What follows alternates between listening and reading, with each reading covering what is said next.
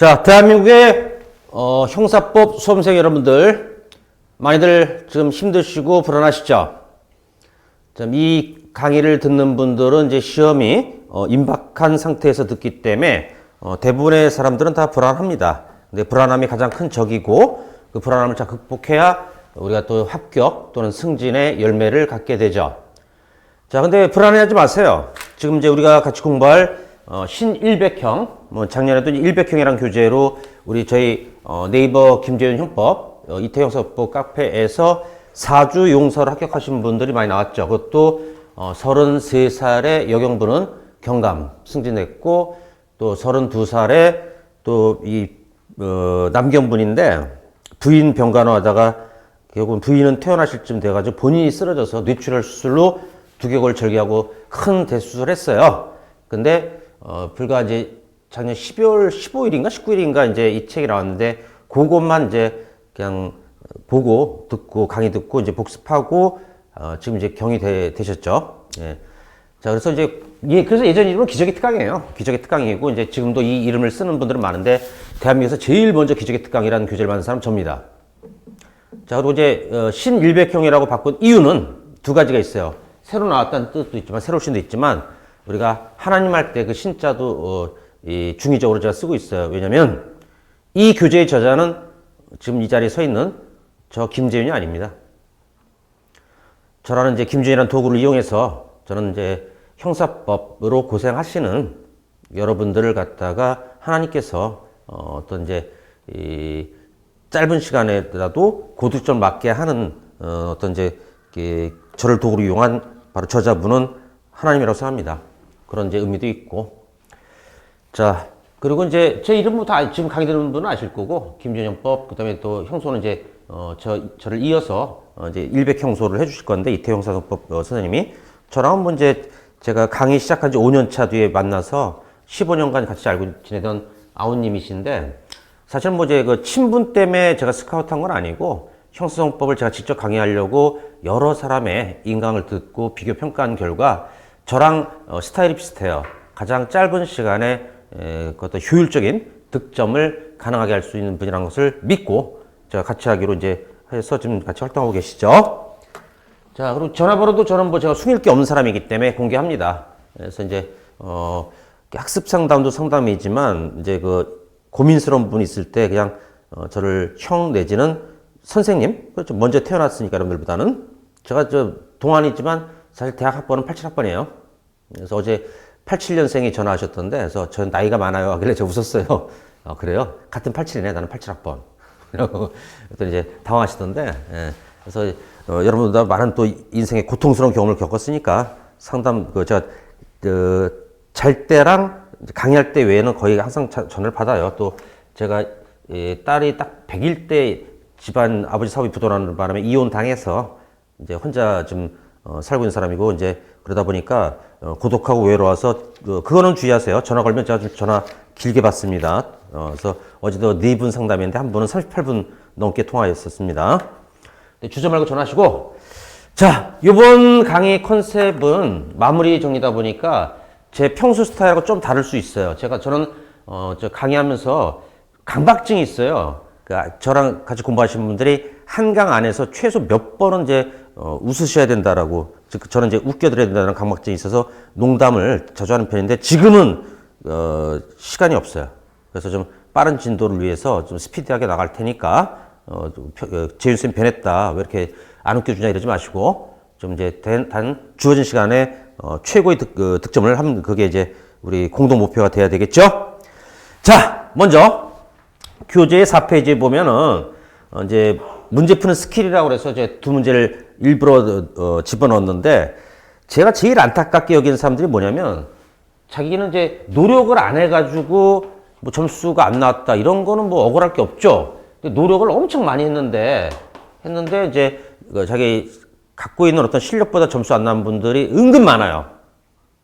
그거는 뭐냐면 자기가 불안감이라는 자기 최대 적한테 졌거나, 또 하나는 뭐냐면 문제 푸는 요령이 없어요. 그래서 이거부터 우리 짚고 넘어갑시다. 그래서 100개의 정보를 알고 있어야 100점 나오는 거 아니에요.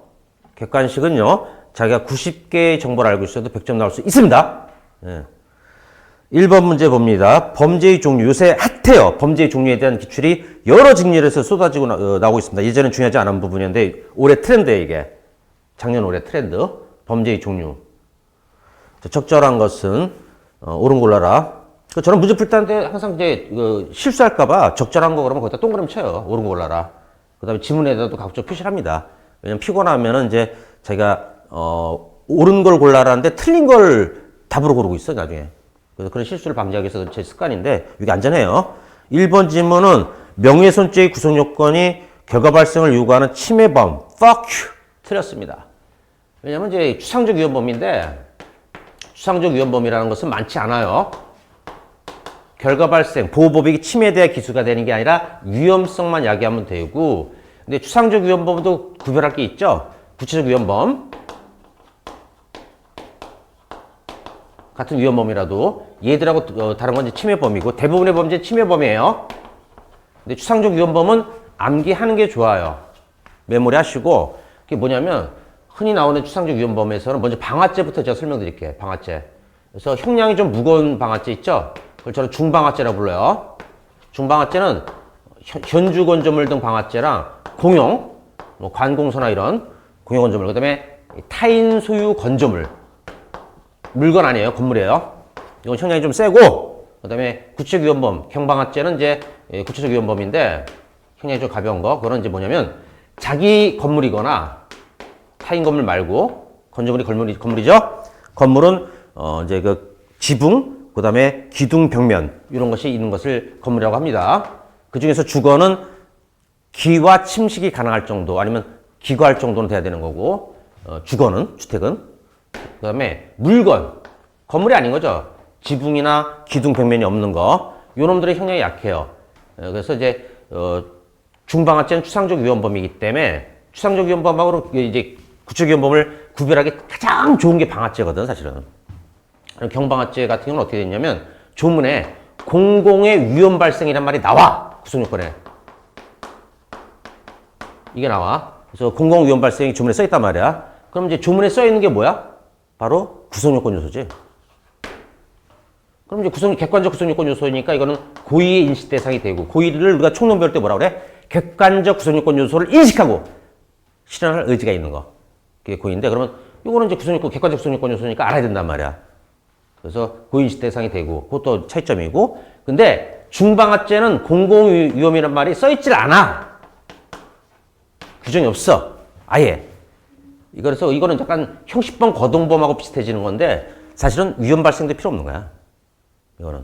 근데 어떻게? 경방아죄, 자기 건물이거나 물건은 공공위험 발생을 시켜야 돼. 안 시키면 만약에 if not 위험, 그것도 없다면, 구체적 위험범일 때는 그것도 없다면 이거는 손괴밖에 안 돼, 이거.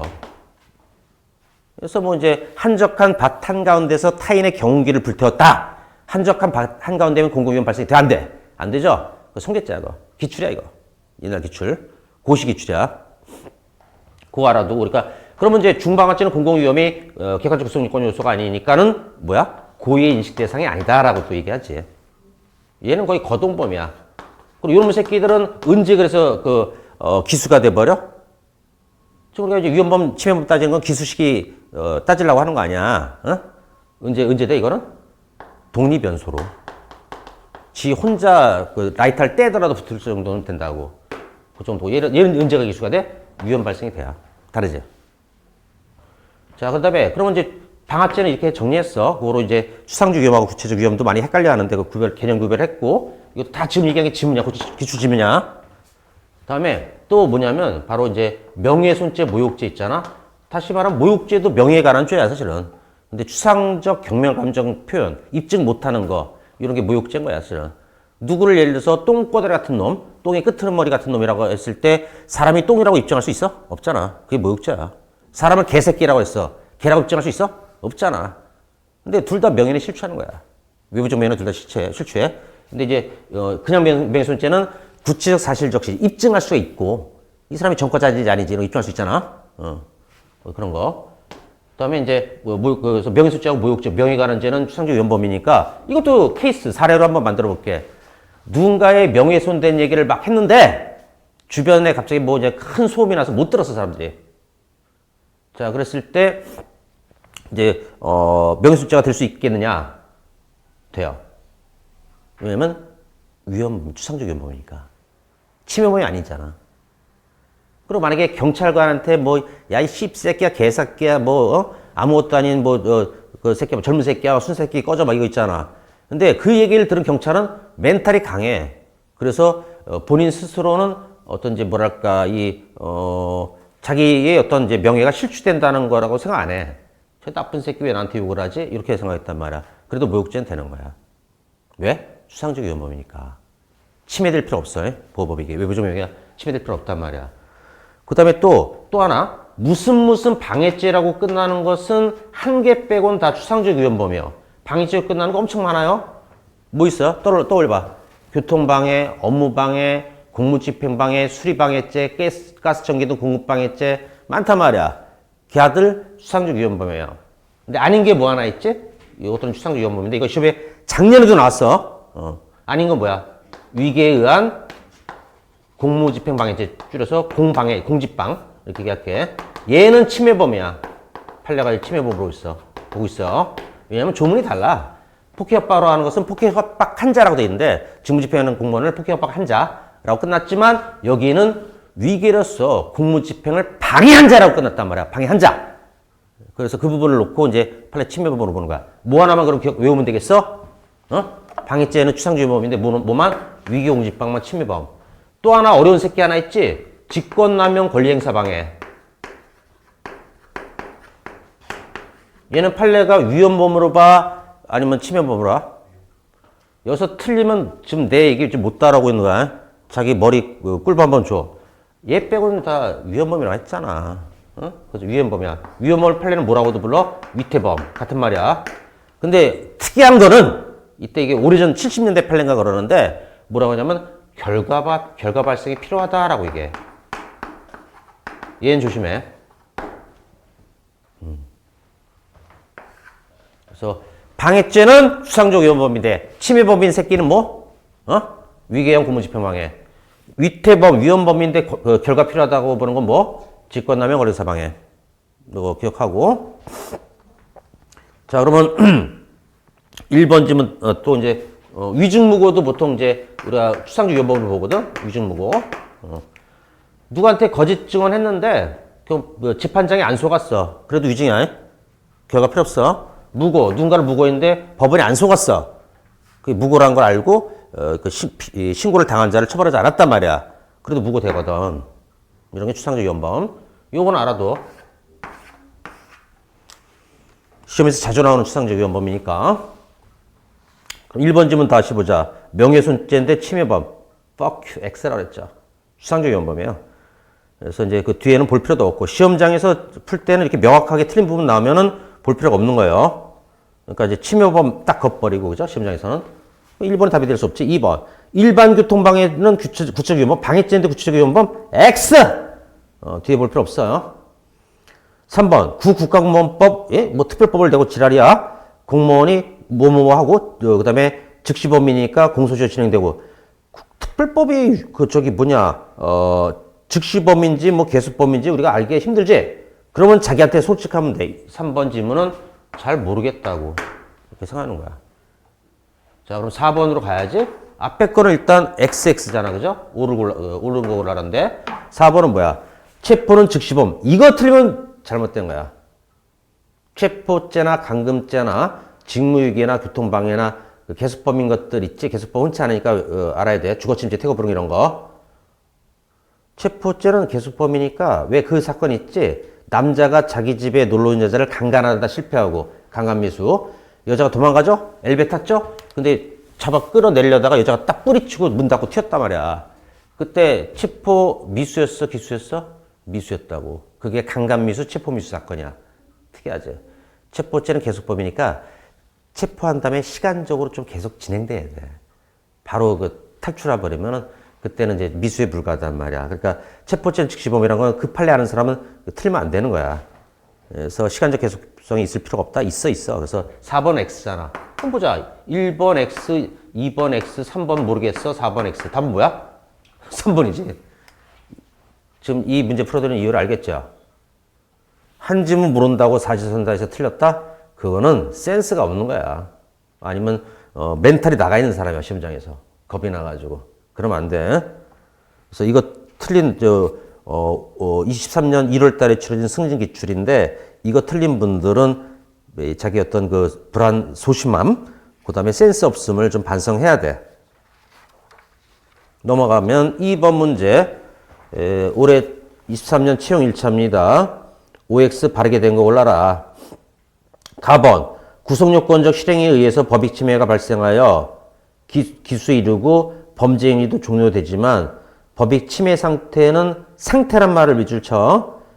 기수되고 종료됐는데 상태는 존속된다. 이게 뭐야? 자, 이것도 미리 개관을 해드릴게. 범죄의 종류는 즉시범도 있고, 그 다음에 계속범도 있고, 그 다음에 상태범도 있어요. 요거는 이제 뒤에 내가 아마 뒤에 그 본문 핵심 요약이 있을 거야, 이 내용이. 상태범 이렇게 있어. 즉시범하고 상태범은 살짝 비슷해. 뭐냐면 대부분의 범죄는 즉시범이죠. 대부분의 범죄는 즉시범이야. 근데 이것의 의미는 기수가 되면 equal 바로 종료돼. 끝나. 살인 누군가를 기수가 언제 돼? 사람 죽일 때 기수는 심장사설이죠. 맥박이 멈췄을 때. 그러면 살인죄가 끝난 거야, 사실은. 대부분 이래. 근데 상태범도 앞에는 똑같아. 그게 뭐냐면 기수가 되면은 종료가 돼. 여기까지 똑같아. 즉시범하고 상태범이. 근데 요거는 어떻게 보면 손해보는 상태가 존속, 유지되는 거야. 이 상태범의 가장 대부분의 이제 상태범 중에서 가장 참 중요한 게 뭐냐면 재산죄들이야. 봐봐. 내가 절도 당했어. 절도범 기수됐어? 절도 끝난 거야. 근데 나는 절도당한 물건을 되찾기 전까지는 뭐가 돼? 계속 손해보고 있잖아. 손해상태 유지된다고. 그러면 이 상태범은 어떤 특징이 있냐면 이 상태범에서는 뭐가 나오냐면 불가벌적 사후행위가 여기서 주로 나오는 거야. 처벌하지 않는 사후행위. 절도당한 다음에 그 물건을 절도범이 쓰다가 손괴해버렸다. 쓰기 싫으니까 손괴죄 안 되거든. 이런 거야. 여기서 나오는 거 주로. 불가사가. 근데 재산죄가 아닌데 상태죄로 판례가 인정하고 있고 시험에 나온 게 2개 있어. 그게 뭘까? 내란죄. 상태범으로 보고 있고 재산죄 아니지만 그 다음에 학대죄도 상태범으로 보고 있고 둘 다 기출이야. 그러면 이제 이거는 외워. 내 상태는 학대받고 있는 상태다 라고. 여기도 좋지. 우리 김주현 형법, 이태우 형사소송법, 김주현 이태우 형사법 우리 카페에도 이 닉네임이 있어. 요새 잘 안 보이는데 내 상태 학대 상태라고. 쉽지? 여기도 좋지 이거. 얘만 조심해. 그리고 상태범은 바로 이제 불가사가 주로 여기서 나올 수 있다라고. 주로 재산죄라고. 이것 빼고는. 계수범은 이거지. 기수가 돼도 끝나질 않아. 계속돼. 그래서 아까처럼 잠깐 얘기했었잖아. 체포감금이라는 거. 계속범. 그죠? 그 다음에 이제 국가적 법익에서는 직무유기. 또 우리 시험에 나왔던 거는 교통방해. 그 다음에 당연히 약취인 이런 것도 저기 있지만 그건 시험에 잘 안 나왔고 또 뭐가 있을까? 우리 저기서 주거침입, 주침, 퇴거불응 이러는 것들. 요것들이 이제 계수범의 어떤 중요한 부분들이지. 직무유기도 유명한 판례 있잖아. 경찰이 이제 그 보험 누가 이제 사기친 것 같다. 이거 보험 사고를 일부러 낸 것 같다라고 신고했는데 수사를 안 했어. 근데 보험회사가 또 그거를 처벌해달라고 신고가 들어왔는데 또 안 했어. 일죄? 일죄랬단 말이야. 계속범이라. 그거 유명하지? 계속교통방해. 주거침입죄도 나갈 때까지 일죄야, 그지? 근데 하나는 알아야지. 유죄가 확정된데도 계속 안 나오고 꿋꿋하게 있어. 법원이 유죄까지 내렸는데. 근데 우리는 기판력이란 게 미래의 범죄를 재판할 수는 없잖아. 기판력은 이제 바로 이제 판결 확정 전에 예, 그거를 갖다가 이제 그 재판하고 거기 기판 얘기는 거지. 그래서 이때 또 안 나오고 법원한테 계기가 앉아있으면 얘는 또 유죄야. 이주가 되지. 요거 죄소론에서 중요하지, 그지? 요거 일단 알아두고. 그러면 이제 저기 뭐야, 공소시효는 언제 시작하냐? 기수가 됐을 때 시작해? 종료됐을 때 시작해? 종료됐을 때 공소시효 진행된다고. 왜 그러냐면, 감금죄 중에서 영화 올드보이 보면은, 유지태라는 요새도 다시 또 뜨고 있는 바질란테라는 저기 드라마? 거기서 뜨고 있는 그 사람이 악역으로 나왔던 영화가 있어. 거기서 감금당한 사람이 최민식이라는 이제 유명한 배우시고 15년 감금되는 설정으로 나오거든. 나와서 이제 어떤 복수하려고 하는 그런 스토리야. 자, 그럼 이제 공소시효를 기수로 하면은 체포되고 일정 시간이 좀 지나면 기수? 근데 이때부터 공소시효 진행되면 15년 안에 공소시효 끝나, 이거. 사람은 갇혀 있는데. 그럼 이제 공소시효 끝나면 이제 할 게 없잖아, 우리. 국가가 더 줄 수도 없잖아. 그래서 종료시부터 진행하는 건 당연한 거야. 외울 게 아니야. 좀만 생각해봐. 그지? 이제 그런 생각을 갖고 한번 가번집은 다시 보자. 구속요건 실행해서 침해 발생해서 기수 이루고 종료되지만 기수 이퀄 종료잖아. 상태는 존속돼. 그게 뭐야? 상태범이야. 그래서 이제 가번지문은 상태범이구나. 이렇게 알면 되고, 나번 기수가 이룬 후에도 범죄 행위나 침해 상태가 종료 시까지 계속되고 있다. 그럼 얘는 뭐야? 응? 기수가 돼도 계속되고 있다. 계속범이야. 요거는. 그럼 상태범, 계속범을 묻고 있어. 그죠? 그럼 이제 OX 보자. 기억번. 가의 경우에, 즉 상태범의 경우에 기수의 상태가 계속되는 시점에서도 공공범? 이거 공범인데? 공짜가 하나 들어갔네? 공모 선임이 가능하다. 이건 어떻게? 상태범일 때에는 침해가 계속되는 시점에서는 그때 공모 선임이 가능하다 그러면 OX? 응? X. 그죠? 왜냐면 이제 이 종료가 언제 됐어? 범죄가 끝나고 나서는 공동 이런 거 안 되거든. 근데 상태만 지속되고 있는 거지. 그래서 X. 범죄가 끝나고 같이 할 수는 없잖아? 그래서 영산홍 나무 사건 떠올리면 되지. 부인이 일단 영산홍 나무를 절도 기수가 됐지. 그거 끝났지. 근데 나중에 이제, 그거는 피해자는 손해보는 속태가 좀 있단 말이야. 근데 남편한테 운반해달라고 그래서 트럭하고 운반했다 했을 때, 그럼 뭐 이제 그때 검사는 뭐로 기소했어? 특수절도로. 이인이 같은 현장에서 한. 특수절도도 공동점하고 살짝 비슷해, 사실은. 살짝. 근데 이건 뭐 같이 할 수가 없잖아. 이미 끝났으니까. 그거 또 알면 되고, 일단은 X, 니은, 나의 공소시효는 나는 아까 계속범이었지, 기수시부터가 아니라 종료시부터 진행되는 거. 아까 그 올드보이 떠올리면 되잖아. 맞지? 그래, XO. 그러면 3번 아니면 4번이 답이 되겠구나. 그러면 3번, 4번의 차이점은 뭐야? 디귿만 차이 나지. 아니다. 디귿은 XX 똑같으니까 리을만 차이 나지. 그럼 리을만 풀면 되잖아. 디귿은 풀지 말고.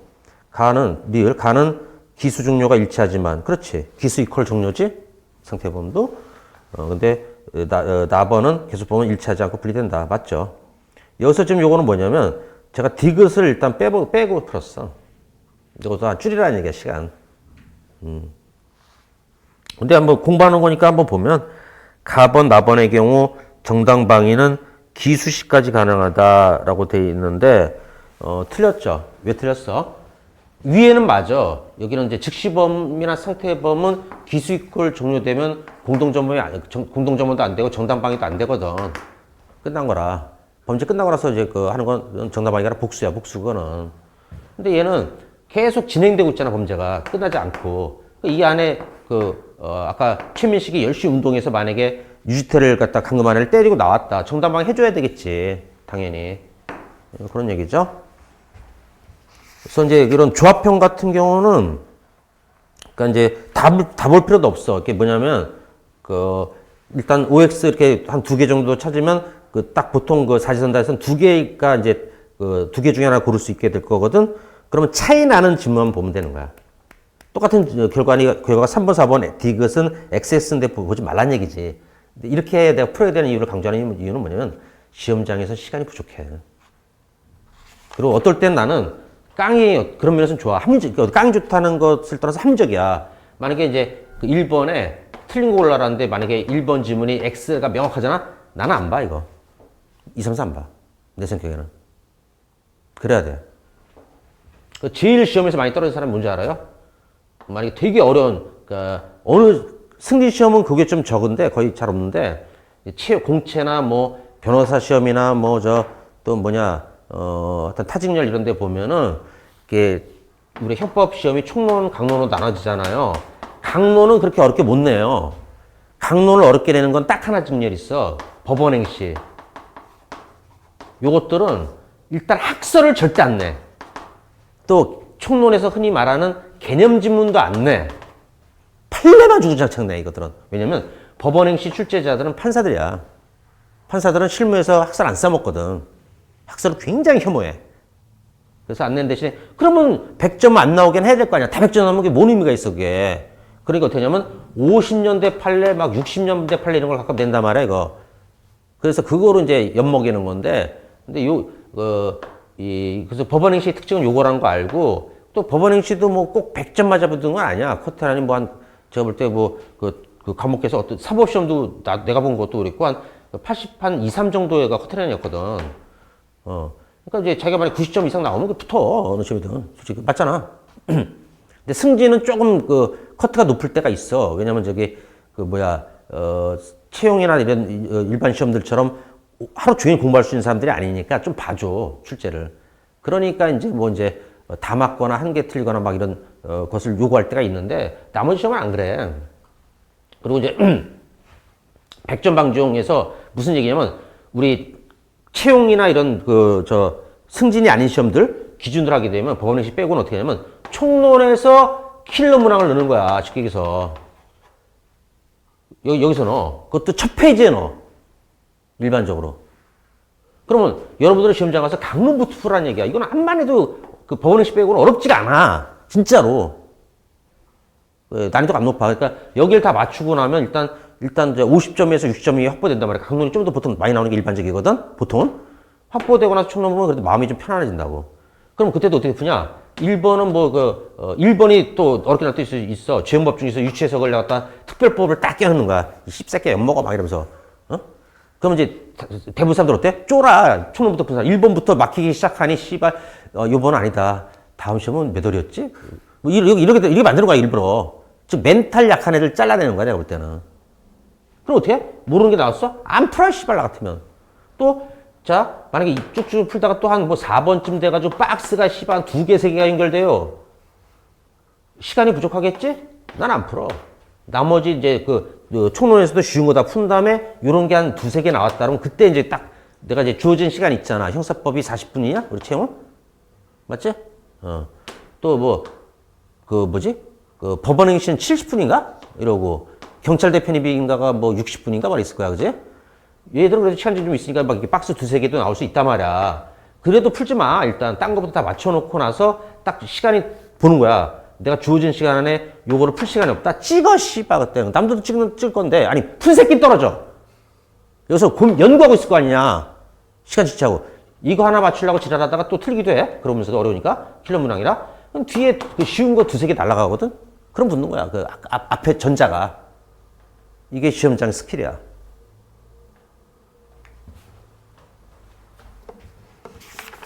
자.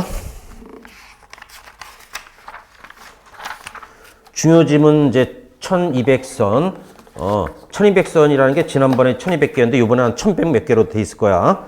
근데 사실 1200개 넘어. 왜냐면 비교를 내가 막 집어넣어놔가지고 실제로 지문 이거 제대로 쭉 번호 매겨 나열하면 한 2000개 나올 거야.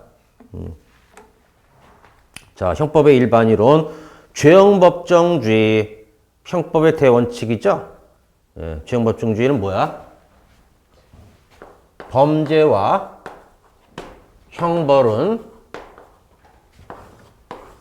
법으로 미리 국회에서 만든 법률로 정해놔야 한다. 요거예요. 옛날에 죄형법정주의가 없던 시절에는 어떻게 했어? 죄형 전단주의라고 그래가지고 쉽게 얘기해서 원님 사또가 자기 마음대로 막 곤장 때리고 하잖아. 그걸 죄형 전단주의라고 하는데 그럼 인권이 보장될 수가 없지. 그래서 이제 인권 보장하려고 우리가 만든 대원칙이고 자, 여기부터 얘기해 볼게. 형벌이라고 돼 있죠, 아까. 보안처분은 이제 주형법정주의 규율 밖이야, 사실은. 좀 이따 상세하게 설명할게요. 이 법은 뭐야? 그 법률이라고 할 때는 뭐야? 형식적 의미의 법률이요? 아니면 이제 실질적 의미의 법률이요? 형식이 우리 법학에서 이름이라는 거 알지? 여러 법률 중에서 이름이 형법이라 써 있는 그것만 형법이다 이런 거야. 근데 그 형적 의미의 법률이야, 실적 의미의 법률이야? 소리. 법이란 것 안에서 헌법도 있고, 법률도 있고, 명령규칙도 있고, 이렇게 있단 말이야. 조례도 있고. 그때 이때는 이름이 법률인 거. 바로 형식적 의미의 법률이라고. 그러니까 조례로는 처벌할 수 없는 거야. 또 헌법, 거기서 사람 처벌하는 규정이 있냐? 헌법 공부도 하잖아. 그래서 헌법에서 헌법 준수 잘하는 새끼는 사형, 이런 거 없잖아. 법률이야? 형식적 의미의 법률. 그 다음에 우리가 또 그래서 이 법률이라고 할 때는 이제 형식적 의미의 법률이고 그러니까 이름이 법률이라고 되어 있는 거 명령 규칙 말고 원칙적으로 그 다음에 우리가 형식적 의미 형법하고 실질적 의미 형법이 있어. 실질은 내용이지. 이때 이제 그 형법이라고 할 때는 만약에 형식적 의미의 형법 즉 형법전만으로 처벌하면 우리가 시험에서도 가끔 맞이하는 예를 들어서 성폭법 이런 게 쓰레기가 되고 그걸 처벌 못한다는 얘기거든? 처벌하잖아, 우리는. 특별법이 있잖아. 실무에서 원래 특별법이 더 중요해. 그걸 적용할 때 많아. 형법으로 처벌 못하더라도. 그래서 어떤, 이 특별법까지 포함시키는 것, 즉, 내용에 죄아벌이 들어있는 거. 그게 다 이제 형법이다, 이거야. 그래서, 법률이라고 할 땐 형식적 의미의 법률이고, 그럼 형법이라는 말이 나오지? 형법이라고 할 때는 형식적 의미의 형법이 아니라 실질적 의미의 형법이다. 이해는 했지만 빨리 풀어야 되잖아, 우리, 그죠? 형법으로 실형을 살린다. 말 되지? 그렇게 하는 거야. 인권보장 기능이야, 이거. 형법은. 사회보호기능이다, 그러면 미친 소리하고. 사회보호하려면, 자, 우리나라는 인권보장 잘하는 나라라는 거 알지? 좀 심하게 잘하지? 어? 현행범도 맞고 그런데 미란다 치 얘기 안 했다가 처벌 못할 수도 있잖아. 우리 그 새끼 나 깠는데도 적법한 공모가 아니라고 그 새끼 공직방 구속요건에 해당하지 않고 또 때린 부분은 정당방위 돼버리고 이러잖아. 심하게 하는 거 맞지, 그제? 어? 그래서 근데 만약에 사회를 범죄부터 보호하려고 하잖아. 그럼 형벌이 센 게 좋을 것 같아, 약간 그런 게 좋을 것 같아? 범죄로부터 사회를 지키려면 보호하려면 센 게 나아. 예비무도 막 처벌해버리고 씨발. 근데 우리 예비무는 아주 센 범죄 아니면 있질 않잖아. 기수처벌 원칙이잖아. 그러니까 우리는 인권보장을 더 하고 있어, 사실은. 그러면 형법, 이런 질문 보자. 형법의 보호기능과 보장기능은 모두 가지며, 둘 다 있어, 사실은. 그런 기능 가진 거, 여기까지 맞아. 어느 한 기능을 강조하면 다른 기능도 함께 강화되는 상호 비례 관계 X. 서로 반비례야. 왜냐면, 인권보장 하려고 그러면 이제 처벌이 좀 자제돼야 되는 게 맞고, 인권보장 하려면은. 근데 사회보호 하려면 또 처벌이 팍 세게 돼야 되거든. 빨리 돼야 되거든. 서로 반대 관계야. 그래서 비례 관계다. 이게 틀린 거야. 그래서 인권보장과 보호기능은 반비례 관계다. 다음에 첫 번째, 성문의 법률주의. 우리가 성문법 국가라는 거 알지? 불문법은 즉 글자로 막 써있지 않는 법을 택하는 게 어디요? 영미법계들. 걔들은 케이스 메소드라고 해서 판례 위주로 가는 애들이잖아. 그것들은.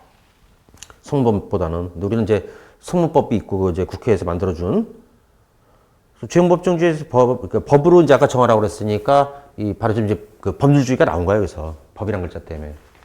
첫 번째, 성문법률주의란 범죄 형벌은 성문에 즉 글씨로 써 있는 법률로 규정돼야 한다는 원칙을 말하며 여기서 법률은 형식적 의미의 법률을 말한다. 이게 기출이야. 형법 맞지? 그래서 내가 조심하라고. 법률일 때는 형식적 의미의 법률이지만 형법이라고 말할 때는 실질적 의미의 형법이에요. 형법으로 실형 살아요. 다음 2번. 포괄 위임은 금지되나 구체적 위임은 허용한다. 왜? 범죄는 계속 나날이 발전돼. 특히 사기죄 이런 머리 쓰는 놈들 때문에. 옛날에는 스미싱이란 거를 초등학교 때 알았냐? 몰랐잖아. 그죠? 그런 것도 이제 막 새로 막 만들어주고 하니까 즉 범죄는 나날이 지나가는데 이 형법을 매일 만들어낼 수 있냐? 개정할 수 있냐? 안 돼. 국회의원들 바쁘거든. 그러다 보니까 이제 어떻게? 일단 이제 우리 법률에서는 국회, 지역법정지에서 법 때문에 법률에서는 이제 국회가 만들어주잖아, 이거는. 그러니까 이제 어떤 게 죄가 되고 어떤 형벌, 또 어느 정도 양의 형벌을 받는지를 일단 알게 하면 돼. 그러나서 이걸 디테일하게 상세하게 써놓을 수가 없거든. 그래서 여기서는 그래도 어느 정도 예측할 수 있게는 만들어주고 어느 정도 명확하게 만들어준 다음에 나중에 이 디테일한 부분들을 미리 법에서 정할 수 없을 때에는 어떤 이가 죄가 되고 형벌은 이제 그 디테일한 부분들 디테일한 부분들은 이제 국회가 바쁘다 보니 대통령령, 총리령, 각 부의 장관령 또는 시행규칙 이런 것들로 디테일한 거 만들 수 있게 해주는 거야. 그래야 어떤 형법이 실효성을 가질 수 있기 때문에. 그래서 이렇게 잘 만들면 그걸 뭐라 그래? 구체적 위임이다. 근데 이건 국회에서 이따위로 만들면 되겠어? 예를 하나 들어볼게. 약국 관리에 필요한 사항은 그럼 약국 관리에 필요한 사항이 뭐라고 해석할 수 있냐? 너무 많지 않아? 그 환자들이 요구되는 요구할 약들을 챙겨놓는 거, 위생도 해야 되고, 코로나 때는 위생 손 씻는 것도 해야 되고, 너무 많아. 이따위로 딱 써놓고 나서, 그 다음에 이거를 보건복지부 장관령으로 정한다. 줄여서 보복부 령으로 정한다. 이러면 이게 뭔 얘기냐면, 야, 씨발, 아몰랑. 귀찮아. 네가 다 알아서 해. 이거랑 똑같은 거야. 그게 포괄위임이야. 그건 안 된다. 또 하나. 법률에서는 무죄인을 갖다가 그냥 령규칙에서 시행령 시효규칙 이런 데서 유죄로 만들면 될까 안 될까? 이거 안 돼. 그러면 이제 법률로 죄와 벌을 정하라고 한 의미가 없어. 근데 이런 적이 있잖아. 총포, 도검, 화약 등 단속에 관한 법률. 우리나라는 고맙게도 총포 소지가 허가사항이잖아. 일반인들 함부로 소지할 수 없게 했잖아. 근데 총포란 이 법률에서는 금속 탄환이나 가스 발사장치. 여기서 포인트는 발사장치야, 발사. 총에 견착하는 부분이 개머리판 알지? 그리고 총알 발사할 수 있어? 씨발, 총알 치고 딱 쳐가지고 발사하냐? 안 되잖아. 그래서 이걸 발사장치라고 돼 있어. 그걸 허가받지 않고 소지하면 처벌하는 거야. 근데 이 영규칙에서 뭐라고 했냐면, 총기 부품도 총포다라고 돼 있어, 부품. 개머리판도 총포인 거야. 여기는 개머리판만 갖고 있는 사람 무죄거든? 여기서는 처벌돼. 이건 안 되는 거야. 이걸 나는 뭐라고 하냐면, 배보다 배꼽이 크면 안 된다고. 형량도 만약에 그래, 유죄는 똑같아. 근데 여기는 1년 이하의 징역인데 여기서는 사형! 안 된단 말이야. 왜? 배보다 배꼽이 크면 안 되니까. 또 구체적 위임이 되려면 항상 뭐 해야 돼? 명확해야 돼. 그래서 명확성 원칙하고 이 법률주의에서 구체적 위임은 밀접한 거야. 법률이 어느 정도 예측할 수 있게 명확하게 만들어 놓고 그걸 위임해야지. 그래서 타이틀, 포괄위임은 금지다나 구체적 위임 허용. 특히 긴급한 필요가 있거나 미리 법률로서 자세히 정할 수 없는 부득이한 사정이 있는 경우에 하나요. 그러니까 아무 때나 또 위임하지 말라는 얘기야. 그때 위임하는 법률이 구성요건의 점에서는 처벌 대상의 행위가 어떤 것을 예측할 수 있을 정도로 구체적으로 정하고 형벌의 점에서는 형벌의 종류만 정하면 안 된다. 징역에 처한다 이렇게 하면 안 돼. 내가 어느 정도 징역도 많잖아. 1월부터 30년, 가중에 하면 50년까지 되는 건데 거기서 몇 년 나올 정도는 알아야 될 거 아니야. 어떨 땐 내가 형벌을 감안하고 범죄할 때도 있어. 사람이. 진짜로. 그래서 이제 예를 들어서 이제 이 사람한테 내가 이제 범죄했을 때 명예훼손을 각오하고 할 때도 있거든, 사실은. 알리고 싶어서 그거를. 그래서 이제 그걸 갖다가 명예훼손은 보통 초범일 경우에 보통은 집행유예 아니면 벌금이거든. 그러니까 그걸 감안하는 거야. 나 이거 알고 싶다. 얘의 어떤 이 나쁜 행동을. 그런 때도 있단 말이야. 그렇게 선택할 때도 있는데. 근데 그러면 이제 그 형량이 어느 정도 나올지도 어느 정도 예측해야 되잖아. 근데 만약에 명예훼손이 사형무기면 못하지. 그렇잖아? 근데 이거는 얼마 이하 징역 또는 벌금 얼마. 그래? 그럼 초범이니까 나 벌금 나올 거야. 하자, 이 씨발. 이렇게 할 수도 있거든. 그래서 그걸 알고도 범죄할 때 있어, 사실은, 사람이. 그러니까 모두 해야 돼. 상황과 폭. 이것도 중요한 거야. 어느 정도 나올지도. 그걸 그래야 구축이 위임이 된다. 비교가 아까 얘기한 그거야. 저기 그 명확성 원칙에 대해서 위배돼 가지고 그 죄목적이 반한다는데 결국 법률 그 구체적 위임이 아닌 포괄 위임이 돼 버렸던 거야. 그 보면 약국 관리 얘기 나오지. 그거 얘기한 거야. 그래서 제일 불명확한 게 뭐야? 관리야, 관리. 관리 필요한 거. 그건 너무 많아. 3번. 법률보다도 명령규칙이 처벌의 폭이 커진 건 성용 안 된다. 그쵸? 법률에서 무죄인데 유죄 만들거나 형량이 더 높이거나 안 돼. 배보다 배꼽하면 안 된다. 4번은 포괄 위임 금지 위배된 사례로서 전화비체. 요건 뭐냐면, 자, 우리가 이제 병원에 가면은 응급환자, 응급실 가본 적 있어? 저는 몇 번 있어. 근데 응급실이라고 딱 올 1월 달에도 내가 왠지 그 머리가 너무 어지러워가지고 이제 저기 119 불러서 갔단 말이야. 혼자 있으니까 이건 내가 그 저기 뭐야 누구한테 그 저기 뭐야 병원 데려다 할 수도 없는 처지잖아 나는. 혼자 지금 씨발 그 알잖아 지금 거기서 살고 있는 거. 학원 괜히 옮겼다가 씨발 저 망해가지고 아파트 상도 힐스테이트 뺏기고 겁이 나잖아. 119 해가지고 이제 타고 갔어. 근데 그 저기 뭐야 119 요원들도 딱 뭐 그 뭐지? 그 이거 혈압하고 이제 맥박 재더니 놀래긴 하더라고. 분당 200km 넘게 뛰고 있는 거야 내가 이게. 그래서 갔어. 그래서 제 그 의학 상식이 저도 좀 있는 사람인데 뇌졸중 증상 같은데 어떤 의사가 갸웃거리더니 뇌촬영했거든. 아니래. 알고 봤더니 또 그 공황 장애가 또 그 왔던 건데 그 몰랐지. 근데 만약에 응급실 갔어. 의사 하나도 없어. 환자들끼리 그거 지들끼리 진료하고 괜찮으세요? 이거 안 되잖아. 응급실에 뭐가 있어야 되고? 의사가. 근데 법률에서는 몇 명 있어야 된다는 말은 없거든. 그러니까 이제 그래서 의사 한 명 있어도 무죄인데 요 시행령 시행규칙에서 환자 수 대비 몇 명 이런 식으로 해서 이 더 많이 의사를 두어야 된다고 한 거야. 쉽게 얘기하면. 이거는 이제 한 명만 더도 무죄했던 병원이 그쪽이 이쪽에서 유죄가 되고 그러면 안 되잖아. 그래서 이게 포괄 위임 금지 위배된 거라는 얘기야. 읽어보면. 법률에서는 인원 제한을 따로 두지는 않았는데. 응? 5번.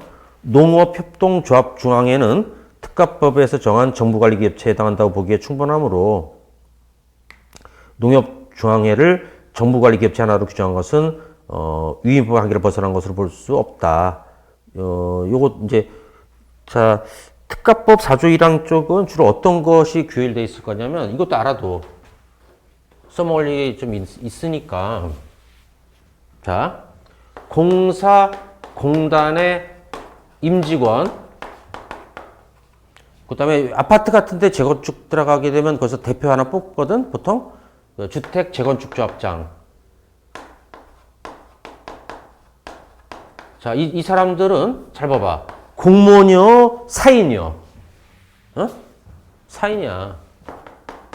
그러니까 이들이 쓴 문서는 이제 공문서 사무소 중에서 사무소로 들어가는 거 알겠지, 이거는. 그제? 어? 또 무고죄의 뭐 예를 들어 농협이 공사냐? 농업협동조합, 하여튼 공사 쪽에 들어가 뭐 하여튼 농협 이런 애들. 그래서 사무소 이건 알지? 어? 공무소 아니잖아? 그리고 또 저기 뭐냐? 무고죄의 공무소도 아니고 쉽게 해서 공무소가 아니야. 무고죄도 왜 저기 보통 수사기관이나 수사권을 수사권을 갖다 발동시킬 수 있는 데다가 해야 되거든? 공무소? 그거 안 돼. 이거는 알지. 이거까지 맞지. 근데 특이한 거는 특별법에서는요. 이들을 뇌물죄의 공무원으로는 인정해버리는 거야. 이게 특이한 거야, 이게. 왜냐면, 이 공사공단에는 정부가 어느 정도 또 관리하는 기업체이고, 또 특히 주택재건축조합장 같은 경우는, 돈이 많이 걸려 있어, 사실은. 그래가지고 이제 아파트 새로 짓는다, 철거하고 새로 짓는다고 하면은, 거기서 로비가 많이 들어와. 그래서 이제 아파트의 유리창고는 우리 거 해주세요. 그럼 내가 먼저 살던 상도 힐스테이트 같은 경우는 내가 따져보니까 거기 주민이 10,000명 돼. 졸라 커. 1차, 2차에 나눠져가지고. 돈이 얼마야. 그러니까 옛날에 재건축조합장 된 다음에 횡령이나 뭐 등등 배임 헤쳐먹고 아예 교도소 갔다 오지 이런 사람도 많았어. 돈은 이제 짱 박으면 되잖아. 당연히 뭐 몰수증 이런 거 들어오겠지만도 찰짱 박으면. 들어갔다 나오고. 지한테 형량 아주 높진 않았잖아, 우리가. 그랬단 말이야. 그래서 이것들 안 되겠다. 그래서 요런 것들은 뇌물죄에서만큼은 공론을 해보자 이거야. 이게 특이한 거야 이게 사실은. 근데 원칙을 알아야 돼, 그지? 공무사 아니야? 농협 직원을 처벌시키려고 농업협동조합 중앙에다가 뭐 무고했다. 그 무죄야. 공무사한 게 아니니까. 또 이들이 쓴 환경공단이 뭐 직원이 뭐 장관한테 위임받아서 뭐 일하고 있는데 썼다. 사무소야 그래도 이런 거 원칙 예외. 6번 식품위생법에서 과대 광고 등의 범위 및 필요사항을 보건복지령 불령에 위임하고 있는 것은 어떤 그걸 법에다 과대 광고가 뭐다 막 써놓기가 어렵거든. 그래서 어떤 이제 위임법 한계나 주무증주 위반된 걸 볼 수 없다. 맞아. 자, 과대 광고는 명확하지 않아? 그게 핵심 포인트야, 사실은. 명확하게 만들고 위임해야 되거든. 명확해? 명확하지. 과대 광고는 뭐야? 진실보다 부풀린. 해석할 수 있단 말이야. 다음에 로마자 2번 소급표 금지 원칙 및 예외. 이건 잠깐 이제 쉬었다가 이어가도록 합시다. 앞부분에 좀 그 약간 요 설명이 들어가느라고 조금 시간이 좀 걸렸는데 그다음에 쭉쭉쭉 나갈 때 뒤에는 점점 빨라져. 또 강론은 쉽다.